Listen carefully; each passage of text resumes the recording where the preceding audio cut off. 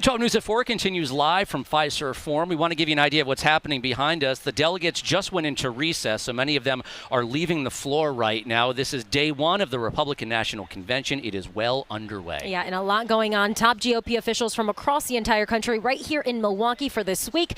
Local leaders feeling that Wisconsin pride.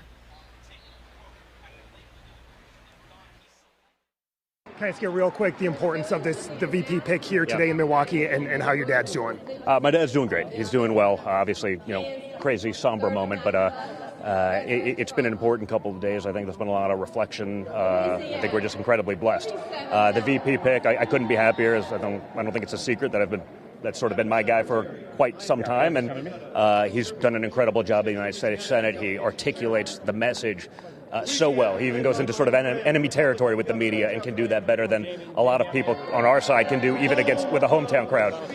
But I think his background, his story, when you're talking about the Rust Belt, this is going to be a Rust Belt election. I think Wisconsin's going to play such a critical role in that. Michigan's going to be a critical role in that. Pennsylvania, I mean, that's his battleground. That's his home. Those are his people. So beyond his talents, beyond his intelligence, beyond his business acumen, and frankly what he's accomplished already as a first-term senator, I couldn't be happier with the pick. Your initial thoughts on J.D. Vance as the VP pick? Well, I think it's great to have a Midwesterner on, someone who shares our values here. Certainly that's something we're going to be honing in on. How does it feel to be front and center with the roll call vote just moments ago? It's amazing, exciting. I mean, being the host, being a swing state, it's wonderful to be close enough we can actually touch the stage.